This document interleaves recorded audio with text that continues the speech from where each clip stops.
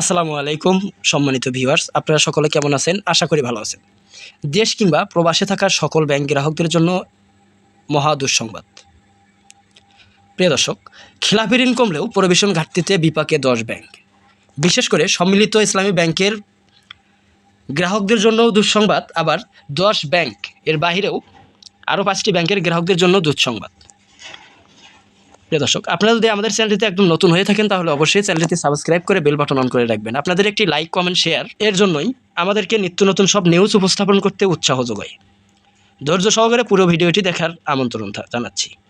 তবে সম্মিলিতভাবে একীভূত হওয়া কয়েকটি ব্যাংক, ফার্স্ট সিকিউরিটি ইসলামী ব্যাংক, সোশ্যাল ইসলামী bank, Exim, union bank, global ইসলামী ব্যাংক বর্তমানে পরিবেশন ঘাটতি মুক্ত রয়েছে।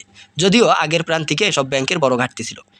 বিশ্লেষকদের মতে কোনো ব্যাংকের আর্থিক অবস্থার দুর্বলতা বোঝার গুরুত্বপূর্ণ সূচক হলো প্রভিশন ঘাটতি। খেলাপি ঋণের পরিমাণ বেশি হলে সেই অনুপাতে প্রভিশন সংরক্ষণ করা বাধ্যতামূলক, কিন্তু আয় কমে যাওয়া এবং দীর্ঘদিন ধরে জমে থাকা খেলাপি ঋণের কারণে অনেক ব্যাংক প্রয়োজনীয় প্রভিশন রাখতে পারছে না।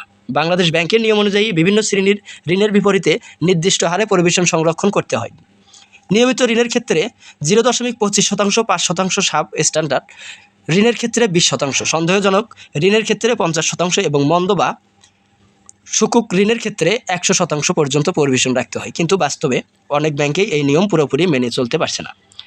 তবে বাংলাদেশ ব্যাংকের এক ঊর্ধ্বতন কর্মকর্তা জানান, খেলাপি ঋণ কমলেও যদি প্রভিশন ঘাটতি থেকে যায় তাহলে সেটি ব্যাংকের আর্থিক ঝুঁকির ইঙ্গিত দেয়। কারণ প্রভিশন ঘাটতি মানে ভবিষ্যৎ ক্ষতি মোকাবেলার জন্য পর্যাপ্ত সুরক্ষা তহবিল নেই। এজন্য ঘাটতিতে থাকা ব্যাংকগুলোকে ধাপে ধাপে ঘাটতি পূরণের নির্দেশ দিয়েছে কেন্দ্রীয় ব্যাংক। কেন্দ্রীয় ব্যাংকের প্রতিবেদনে দেখা গেছে, গত ডিসেম্বরে প্রান্তিকে সরকারি বেসরকারি মিলিয়ে 18টি ব্যাংক প্রয়োজনীয় প্রভিশন সংরক্ষণ করতে পারেনি। এসব ব্যাংকের মোট ঘাটতির পরিমাণ 1,98,264 কোটি টাকা। এদিকে গত বছরের শেষের 3 মাসে ব্যাংক খেলাপি ঋণ কমেছে 87,000 কোটি টাকা। ফলে 2025 সালের ডিসেম্বর শেষে মোট খেলাপি ঋণের পরিমাণ দাঁড়িয়েছে 5,57,000 কোটি টাকা, যা মোট বিতরণ ঋণের 30%-এরও বেশি। বিশ্লেষকদের মতে পূর্ণ তফসিল, সুবিধা, নীতিশীল শিথিল নীতিমালা এবং নির্বাচনের আগের অনেক ঋণগ্রহীতার বকেয়া পরিশোধের কাগজে কলমে খেলাপি ঋণ কমেছে, তবে প্রকৃত ঝুঁকি এখনও পুরোপুরি কমেনি।